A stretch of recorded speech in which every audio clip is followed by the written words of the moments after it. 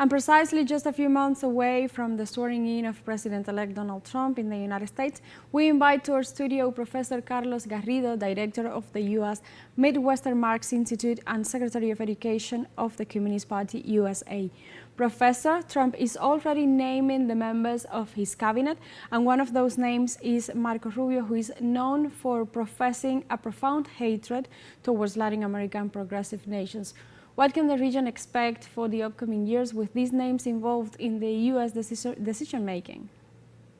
So what we've seen in action is that who Trump really represents is the interests of the elite. And as far as Latin America, that pick with Marco Rubio shows that he's only going to continue the hybrid warfare, the sanctions, the blockade, the unilateral coercive measures against countries that decide to stand up for themselves, that decide to postulate their own sovereignty and decide to have a revolutionary socialist route for themselves and their people, countries like Cuba, Venezuela, Nicaragua, etc. So what we'll see from Trump is more hybrid warfare, while he gives symbolic gestures to his base, such as giving someone like Thomas Massie, the most critical individual in Congress right now of AIPAC, the Zionist lobby. Is he offering him a position with regards to foreign policy, which is why his base likes him? No, he offered him Secretary of Agriculture, something that's completely irrelevant for the reasons why his MAGA base likes Massie. And it also opens up a space, of course, for the Zionist lobby to put someone in Kentucky that is not as critical of the Zionist entity as Thomas Massie is. The same with Robert F. Kennedy Jr., someone who's very popular with the MAGA base. What position is he going to have? Is he Secretary of State? A position which the base would be interested in, because RFK is someone who has spoken against the proxy war against Russia, who has said that he's against sanctions, he's against the blockade against Cuba, as his uncle at one point was and was murdered by the institutions of the deep state for being so. And he's someone who's free speech. He wants to defend civil rights that are currently being attacked by both parties in the U.S. What position is RFK getting? Is he getting a position that is connected to the reasons why the MAGA base likes him? Of course not. The position he's getting has to do with health, which, okay, is something the American people care about. We know we're all getting poisoned and sick with this for-profit food system, but I'm sorry, but the question of war and sanctions and genocide is much greater. So what we'll see from Trump is a continuation of this war hawk policy against the whole world, this imperialist policy, while trying to posture to his popular base the fact that some form of symbolic victories for the reasons why they elected him, which is because he presents himself as anti-establishment.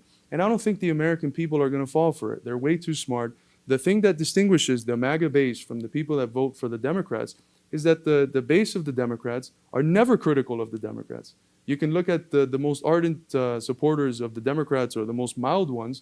None of them ever want to really genuinely carry out in a meaningful way critiques of the Democratic Party. That's not the case with the MAGA base. The MAGA base has criticized Trump multiple times in the past and is currently criticizing him for the appointment of neoconservatives within his government. They're criticizing him for his positions on this genocide that, according to the Lancet report, the genocide in Palestine has taken more than 200,000 lives of innocent people, most of them kids. So I think this is going to bring about a definitive break between the popular MAGA base and Trump's figure as the sort of representative of that base.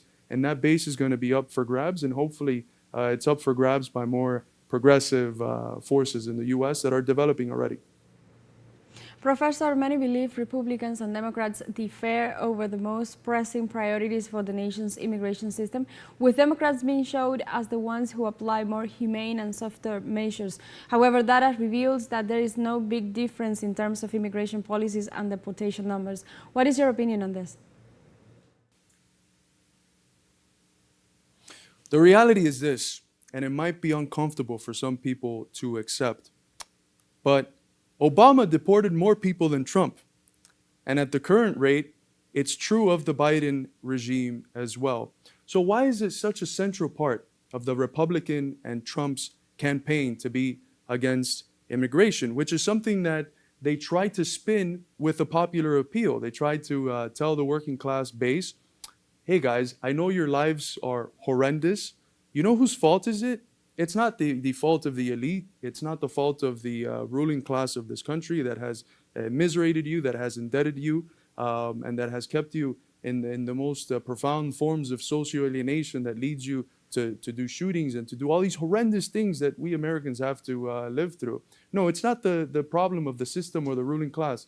It's the immigrants' problems. Those people that are coming from countries that we destroyed with our hybrid warfare and with our imperialist policies, they're the ones that are to blame. So what does that do? It divides people who have fundamentally the same interests, who are antagonized against the same group of people, which is the American elite.